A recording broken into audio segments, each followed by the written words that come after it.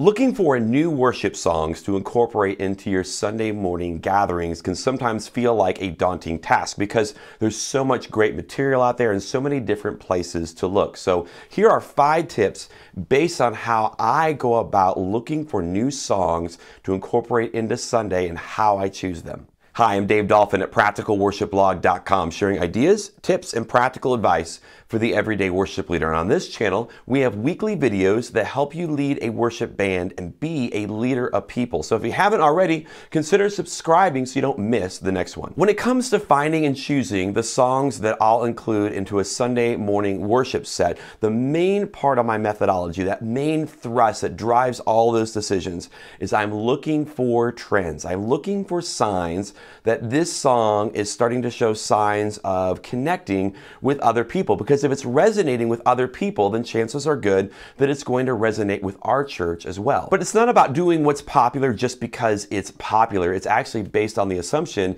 that there is a reason behind the popularity. There's a reason why these songs are connecting with people. There's a reason why Reckless Love is so popular right now. There's a reason why Pat Barrett songs are so popular right now. There's something special about these songs. So all of these suggestions are going to be in that lane of I'm looking for patterns of what seems to be working for other people, and then I take that list of songs and I begin to narrow it down for what I might feel would be appropriate for our specific congregation. Number 1, consider what the radio is playing. Now, I feel like I've lost some of you with the eye rolls right now, but hear me out. I'm not saying that radio is the best place to find worship songs, because there are a lot of songs they play on Christian radio that are great there but wouldn't be appropriate for a Sunday morning. And then there's a lot of great worship songs that just don't get attention on radio, or it's the Newsboys version instead of the David Crowder version. But as we introduce new songs into our church, we want to help people to make connections with that song, where they would say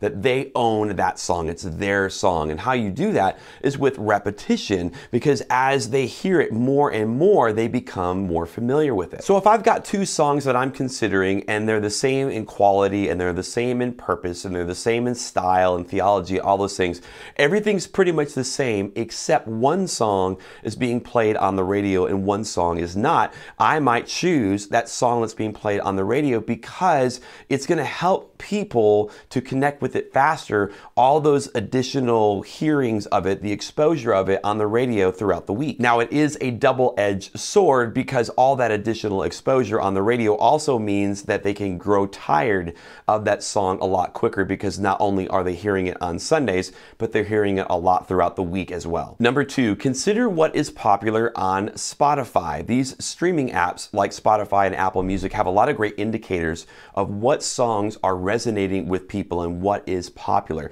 Now, they also have a lot of curated playlists of popular worship songs, or maybe a Pandora-style radio feature where you plug in one particular artist and then you can discover other artists that maybe you've never heard of. But how I use Spotify is, let's say that Bethel or Passion comes out with a brand new album. I might pull that up on Spotify and look at the entire list of songs, and off to the right, see if 1 or 2 of those songs are significantly more popular based on their metrics. And that means that I probably need to pay a little bit more attention to those songs and check them out first before I look at the entire album. These indicators are showing that these songs are being searched more often, or they're being played more often. And again, it's showing that it's connecting and resonating with other people. Number 3, find some worship leader Facebook groups. There's a lot of Facebook groups that I like to be a part of with other worship leaders, and the topic of set lists come up quite a bit. So on Fridays and on Saturdays, you start to see a lot of people sharing those graphics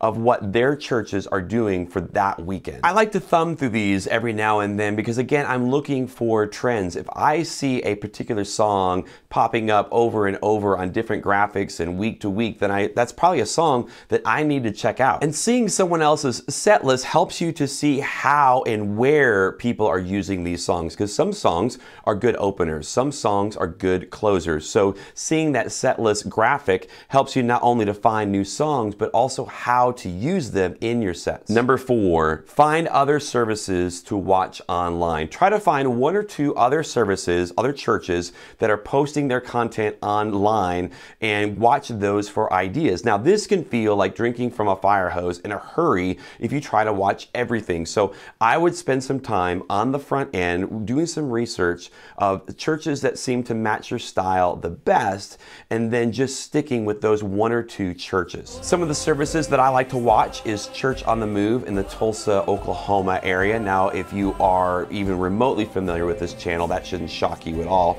But I also like to check out Watermark Community Church in the Dallas, Texas area. They also do a contemporary service, but I find a lot of great modernized versions of hymns when I watch their stuff. Sometimes I'll check out North Point Community Church in the Atlanta, Georgia area and Church of the Highlands in Birmingham, Alabama. Not everything that they do fits what we do, but it is another place for me to get ideas. Number 5, fill in at someone else's church. Last summer, I had a pretty unique opportunity. I was between churches for a couple of weeks, so I had the chance to sit in at a friend of mine's church with their band in the Austin, Texas area. I led one of the songs, but otherwise I pretty much just played my acoustic and sang on all the choruses of the other songs, just doing my best to fit and blend in. And in the process, I had to learn a couple of songs that I had never heard of. One of those happened to be Yes I Will by Vertical Worship. And because I was playing in the band, I had to get really familiar with it. I had to play it on my acoustic. I had to be able to sing it. So it forced me to live with that song more so than if I had just caught their service one day on Facebook. And when service time came, I was able to see how his congregation was connecting with the song. I had that feedback as well. And as a result of all of that, that song became one of the first songs that I introduced to our congregation here at Cherokee Hills.